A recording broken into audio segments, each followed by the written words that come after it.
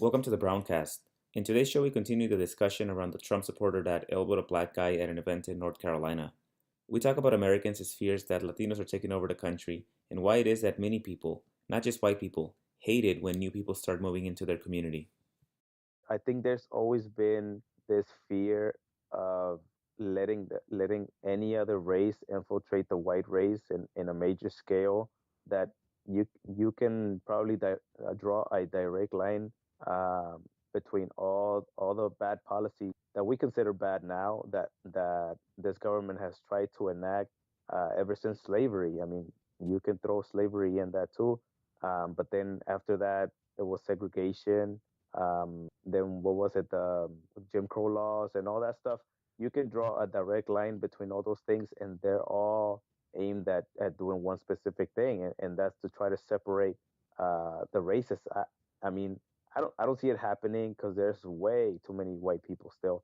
How many millions? I'm gonna say about 200 million are still considered Caucasians at this point. That's a lot of people, and so any fears that they might have that their ranks are dwindling is just overblown, and it's an insecurity. And I think tackling that issue would be a lot more productive if they start framing it as a psychological issue rather than any real threat to them. It's just a perceived threat. Um, it doesn't help that that because the U.S. has been an empire from the late 1800s when they started imposing their will on other countries, so that it has affected Latin America, and as a result, because of a lot of U.S. intervention and a lot of corruption within the countries themselves, the Latin American countries are the ones that are some of the poorest countries. And so it reinforces this notion of the white Americans that they shouldn't mix with blacks or indigenous people because somehow that's considered inferior. And yeah, that's at the heart of the problem because I mentioned this earlier, which is if we're in Mexico and all of a sudden they tell us that Mexico is going to be half Salvadorian or 80% Salvadorian in 20 years, there would be a backlash from the Mexicans. Now, what I'm trying to say is that the white people are hypersensitive when it comes to sharing anything, any wealth, intermixing with other races. But at the heart of it, what they're afraid of is they're afraid of losing their sense of identity or their sense of culture, which other people, other groups would also be afraid of. And so, yeah, it's more extreme with the white Europeans because of like decades and centuries of like policies and even propaganda from their own leaders. But that's not to say that other groups of people wouldn't resist change. Let's say you have a small community where everyone's Catholic. They have their traditions within the town, and every Friday they do certain things. Every Sunday it's like community things, and all of a sudden, Muslims start coming in, and they come in with different food, with different customs.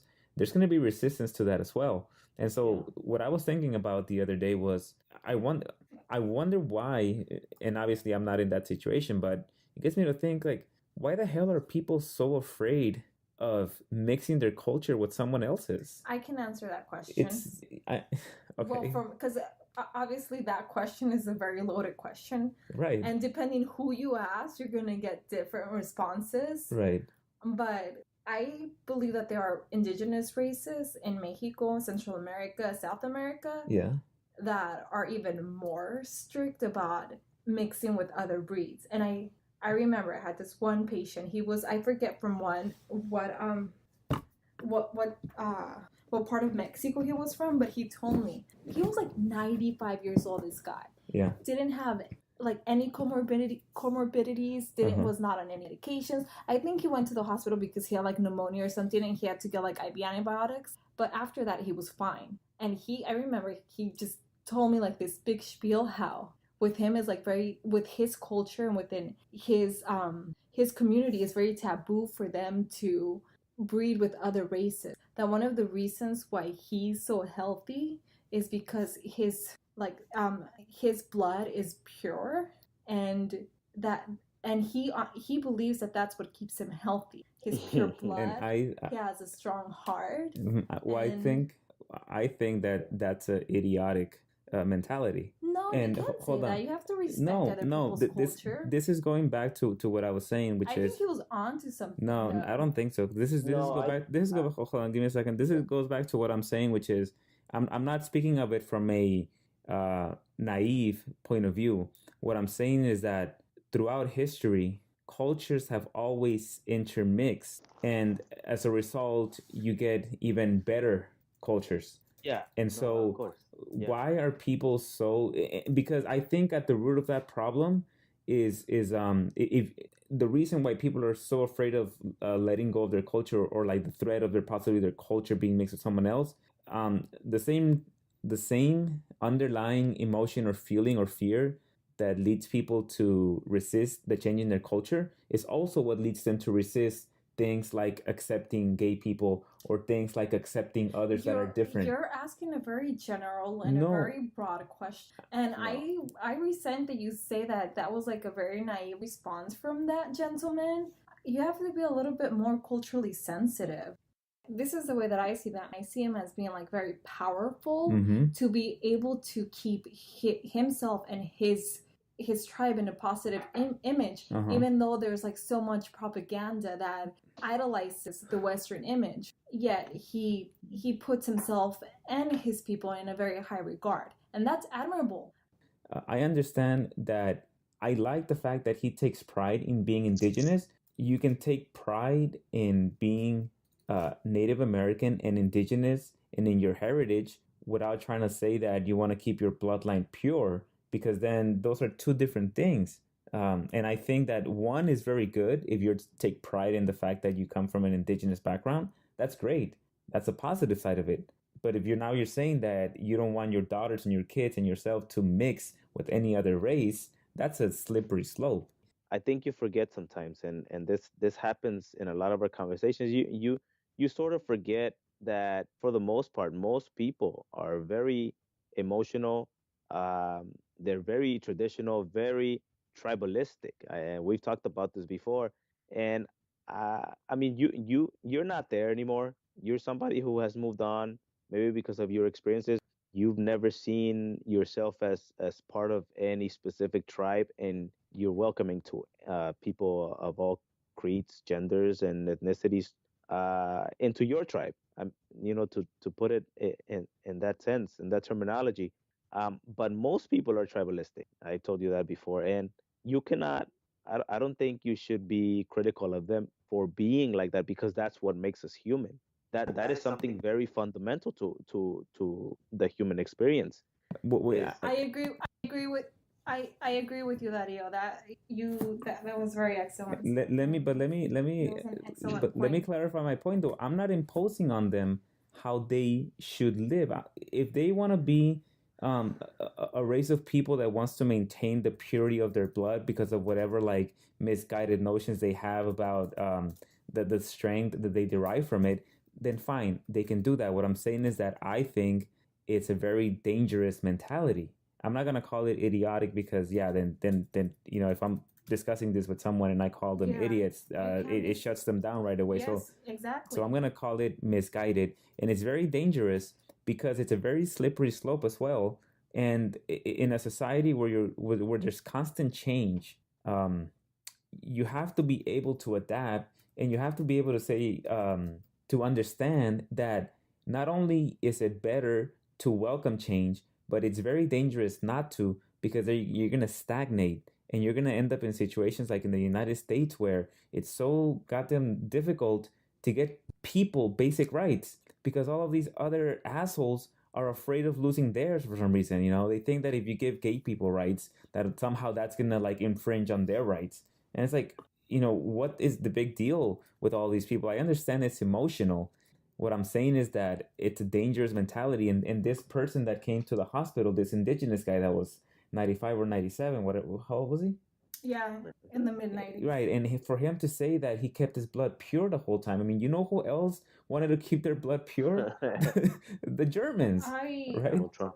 And Donald But Trump. see, they weren't out there wiping out other It, races, it he because this indigenous person is not in a position of power to enforce, to impose his belief system on others. he was. But the but the Germans were, and I'm sure the Germans didn't. Hitler didn't start off like that, No, I don't. like I don't. initially. I don't like. I don't like that you're. Criticizing one of your patients. No, that you're painting them in like such a like negative image. Yeah. That mentality is dangerous. It doesn't matter who it comes from. And I'm not going to be biased just because it was some indigenous person from some tribe. If he has a dangerous mentality, the only thing that's keeping that mentality from hurting other people is probably that this indigenous person doesn't have the power So you to think hurt others. you think if he were in power, he would have. That mentality would, if enough people had it.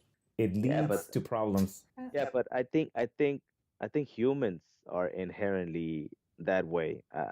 Most people are like that, and it's probably not that overt, but we still hold on to those uh, tribalistic aspects that that make us human. And you see it, you see it borne out in the kind of people that you choose to fraternize with. You see it in like in any family. You see parents telling their kids to not hang around with a different kind of person who might be from a different religion. I mean, they might be closed off like that, or shallow, or short-sighted, but that's a very innate instinct about humans, and it comes from a good place. I mean, that it comes from the place of not trusting something that's outside of your comfort zone.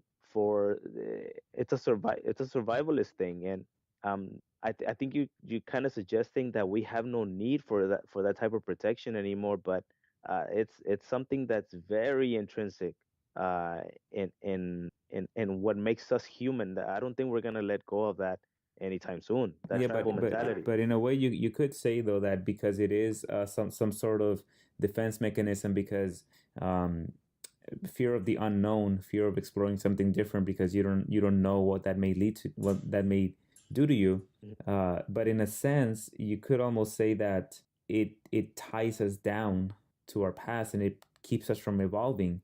I actually think it's very liberating to not give a shit about your culture if you Yeah, lose I, it. I I agree with Not you. necessarily. I'm not. There's a huge difference. I don't want people to think that I don't take pride in my culture. I think people should take pride in their cultures, and you should try to pass it on to your kids. But you shouldn't be afraid of new elements coming into it, and it potentially changing over time, and so Well, that your kids all of a sudden have a blend of Mexican and Salvadorian and like whatever else. Just take the best elements from every culture and incorporate them into a new culture and make up your let, own new culture and your own new formalities and your own new rules. And I think it is very liberating to feel like that, not to be so attached emotionally at a primal level to your culture. Because if you think about it, where the hell did your culture come from? It came from your parents, and maybe before that it was something completely different. It was something that somebody made up at some point and thought, this is a good way of to live our life, but it's not set in stone, and it's going to keep changing. And it's one of those things that, the more you resist it, it's like a futile attempt, because societies will change, migrations will happen, people will intermix, and it's like the yeah. sooner you realize that, the better off you're gonna be, because then you can stop resisting this shit and devote more time to being creative, to like your hobbies, to something else that fulfills you, as opposed to being so attached to something that is completely transient. Yeah, no, I mean, I completely agree with you, but at the same time, I I have to tell you that you're being disingenuous in suggesting that it should be automatically so obvious for everybody that that this should be the way to go forward. I mean, look, let me give you the best example that I can give you. I'm gonna use myself. I can see all the points that you just laid out to me, but at the same time, I don't live your life. I don't inhabit the same space that you do. You have a different job than I do. I have a different setting here at home. I have a different family dynamic, and for me, I I kind of need I kind of need to fall back on those traditional elements that make up my immediate tribe, my immediate bubble. I need to hold on to those because I don't have a lot else. Maybe you do. You've traveled, you have a different perspective, you have a worldview, but I haven't had those opportunities. So for me, it's very important to hold on to my cultural aspects, to my very specific set of values that were handed down to me. I find them very valuable at this juncture in my life, because before, when I was younger, I I would have been right there with you, exactly right there. But now that I have a family, um, I'm not so quick to dismiss those things that give my life a meaning at this point, because it's not so easy for me to look beyond and say, well, these things are just that they're, what do you call it, transient or whatever, they don't really matter. uh if let's say you take a family from Afghanistan and you tell them, well, your religion is now all it's cracked up to be. Somebody in Afghanistan that doesn't have anything, I mean, that is the pillar of their life. Yeah, I but mean, hold on though. you take that away from them and they have nothing else. Hold on though. Like, I'm not suggesting that all of a sudden you give up your culture and adopt a new one overnight. All I'm saying is that you look, take pride in your culture, continue being, living your culture, continue doing all of the traditional things that you do and the formalities. I'm just saying that if new elements start seeping into your culture, then why, like, why put up this huge wall and like have this like negative knee-jerk reaction to them? It's not like it's not happening anyway. Look at your kids, they're a hybrid at this point, because they're not, if your kids go to Mexico, they're not going to fit in with the kids that grew up in Mexico, because the kids that grew up in Mexico are going to have a very different culture at this point, and they may Yeah. even be outcasts. So your kids are No, already your I kids are agree already with that. hybrid. And so I'm I not agree. saying don't embrace your culture. I never said that. Look, when we went to Thailand, we were listening to Cadetes de Linares and Ramon Ayala the whole time. So it's not like we were like we were listening to some of the local music, but we were still pretty attached to our culture, and because that's the culture that I live. But it doesn't mean that that's all I'm gonna do. If something else comes along, then if it's cool, if it makes sense, then yeah, incorporate a few elements, and I don't get this knee jerk reaction to it. And I hope that one day I don't have that same reaction with my kids. Tampoco. Yeah. No, yeah, that's a good point. And going back to what started this specific conversation, I think that one of the reasons why there is such a strong or why some certain parts of the country, or certain races, why they're so adamant about not even considering that other cultures might be in their best interest, or in the interest of the country as a whole, and moving forward, is because they automatically equate somebody of a different race with having a different culture than themselves. But that's not necessarily true, because I mean, you can have Hispanics at this point, and you can have a lot of blacks who pretty much have the same values as a typical white American family. You have a lot of Hispanic families who, that they probably don't even speak Spanish anymore, and their culture, I'm gonna say maybe 90% of their culture is similar to some of these people who think that simply because they have a different color, they don't like they probably feel like their culture is diametrically opposed to theirs. uh, but if it's centered on values, it's probably closer than they think, and they're just not giving them a chance because of the color of their skin. And that is a real tragedy right there, right? You both bring really interesting points. Well, I just wanted to bring another point, that you cultures do change throughout time, and I don't think, do you consider yourself to be a person without culture? Like, how do you see yourself? A person without culture? Mm-hmm. No, I just Mexican American who was raised with a very specific culture, Mm-hmm. and I live my life based on how I was raised with that culture. But I'm not afraid of outside influences changing that culture of mine. So when I have kids and they grow up, uh, they're gonna listen to norteñas. They're gonna go to quinceañeras. they're gonna eat Mexican food, and we're gonna hopefully we get the chance to take them to travel in Mexico and do all of the things that Mexicans do. But if all of a sudden like they have some Muslim friends or some other friends who are inviting them to like traditional Muslim things and all, and one day my kid comes in and says, "Hey, uh, I think I want to change my religion to like to Islam." I'll be like, "Well, Yeah. holy shit! Well, I don't know how I'm gonna react, but I'm pretty sure it's not gonna be negative because to begin with, I'm not really that excited about being a Catholic, Yeah. a default Yeah, Catholic. I would say that. What if they want to practice Catholicism? That's their choice. Yeah. And what if they become like conservatives because of that? What if they become Okay. like anti homosexuals? Like what else are they anti abortion? Then I hope there's a Trump around so I can take them to a Trump rally. Because otherwise they're gonna be pretty lonely if Yeah. there's no more Hey. Trumps around that time. So going back to the 90-something-year-old indigenous men that you brought up earlier, all I'm saying is that those are potentially dangerous. That's a potentially dangerous mindset if uh, put in specifics. If it finds itself in within specific circumstances, or if somebody comes along and exploits it. So it also talking about exploitation, it leads people to easily be exploited, just like the Bible lent itself to people being easily manipulated by others. So Yeah. I don't see No, I really agree with you there. long term. I just see it as a potentially something that could be negative, and so that's why I'm Yeah. saying that. I mean, but yeah, to be honest with you, I don't think we can do anything about it because if we remove that element from what it is that is the human experience, then we're essentially not human. If you're trying to remove that aspect, that very intrinsic aspect of humans, I mean, what do we have after that? We have robots. No, you don't. You still have a culture and you have everything. You just don't have this rigid view that your culture can mix with somebody else's. But you still have But culture, you still have formality, you still have everything else.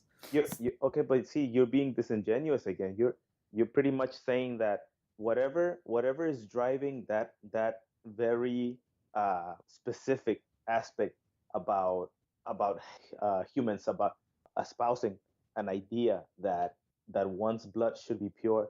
You're making it seem as though that is one very specific aspect about our mentality that can be it comes from a deeper place, and it it might like the place that it comes from, it's probably responsible for many facets about what makes you human. It's not only responsible for that particular thing, it's probably responsible uh for how you feel about your family, because you take that away and now you have a situation, you have a type of mentality where you don't give preference to your kids once your kids are around, or your wife, because if you remove that very that key element about being a human that makes you tribalistic, you remove it, all of a sudden you don't have a an immediate circle.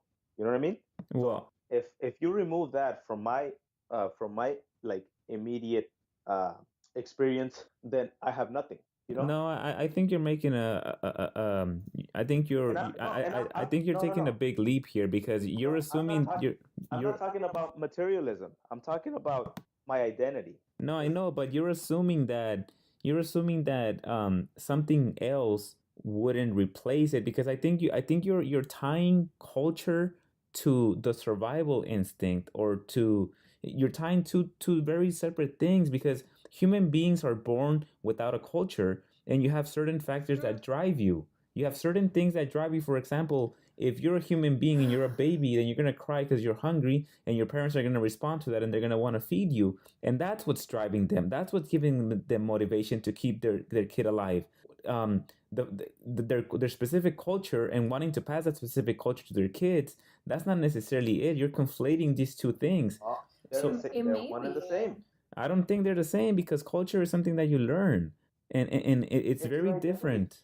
It's your identity. You're more likely to care about somebody within your own culture than you are about somebody who's not in your culture. And that I mean, I don't have any scientific data, but I'm willing to bet that that's the case. Well, that's because it has, but it doesn't have with familiarity, right? You're more likely to care about someone who you're more familiar with, who you're more comfortable with, someone that doesn't necessarily make you afraid. And that's why someone that shares your culture, someone that shares your values, they make you comfortable. So you're more likely to Exactly. care about them than someone else who doesn't share those same traits with you. Yeah. But what I'm saying is that if you didn't have those things, it wouldn't take away from the human experience, because the human experience has nothing to do with culture. Well, it does have to do with culture, but at its basic essence, um, we all share the same culture when it comes to the natural human experience. The natural human experience is to raise families, to procreate, and to make sure that we give our kids the best possible chance for survival. That's not true. Not everybody's goal is to procreate and to have children. So you have monks that live in isolation. Their culture and their experience is completely different from ours. Well, let's just say that let's make it as simple as possible. Then Priests hold have a on. different So then culture let's as make it well. as simple as possible. We have an internal drive to stay alive, right? Yes, we do. Okay, so Yeah. let's just that's the basic thing that drives a human being to stay alive. Whether or not you procreate, fine. We'll leave procreation out of it. Actually, That's something that we all share, and we're all born with it. And then all of these additional layers that we throw on top of it are superficial. These like Mexican culture, European culture, Hispanic culture, unnecessary. that is not. That's how No. we stay. That's how we have No. survived is through You know what? culture. I just had a revelation. I think the reason why you have such a skewed view of why you and I fundamentally agree on this issue is because you don't have any kids yet. I think that's why, as I alluded earlier, I think if you were having a conversation with my 16-year-old self, I think we would agree on 98% of the issues. But now that I have kids, I can't deny that I have to put their interests ahead of mine. So maybe you are driven by self-preservation because you don't have any kids, but I don't see my immediate drive being that of my own alone anymore. And so this probably goes back to genetics as well, because what is it? Um, and I was trying to get at this earlier when I was telling you that you cannot isolate this very specific function that makes us tribalistic. You cannot isolate it without addressing so many other issues. And I think where it comes from, and I think you put your finger on it. I think it comes from the drive to procreate. When you have a family, you have to put your family ahead. You're putting your bloodline ahead. You have to make sure that your bloodline has the best chance at procreating in the future. I mean, it comes down to basic genetics. That's a good point that you bring up, Dario. So remember those monkeys in the mountains, the snow monkeys? Yes. You know, they have a culture as well. What happened to the little baby monkey whose mom had postpartum depression and wouldn't take care of it? Mm-hmm. He had to fend for himself. The others stepped in, right? Uh, The other monkey stepped in oh, yeah, and took care of him. and took care of him because that's part of their culture. That's Yes. what they do. And I understand that. that helps I never the said. survival of I your understand. community. I understand that. Look, Okay, so what what I was are we what I was trying to say, and by the way, that I don't disagree with you that with what you were saying No, I regarding know your you don't, kids. and I don't disagree with you either. But I think I have the foresight to understand that there's a place in our society, in our civilization, for both types of thinking. What I'm saying, And yeah, but and what I'm sometimes I feel like you don't see that. But Like, what I was telling you is that like the human beings, the human species, because of our brain it being so advanced, there's already like a template. So you already know that if you take a family, if you take like 10 kids, 5 males and 5 females, and yeah, you pluck them from different cultures around the world, and you put them on an island, and then you let them grow without any outside influences, without any culture influencing them, there's a yeah, template that those human beings are going to live The Lord by. of the Flies. They are going to have a certain set of cultural things that they're going to do, and they're going to live their life a certain way, and they're going to organize it a certain way, so that you could say that's a cult. They will have a culture. So what I'm trying to say is that the template of what the human beings have, that's what drives you. And so going back to how we started along this path, I think to get too attached to a very specific culture and to be so afraid of losing it to the point Mm. that you are capable of hurting other people who are coming into your life, like these Donald Trump supporters are.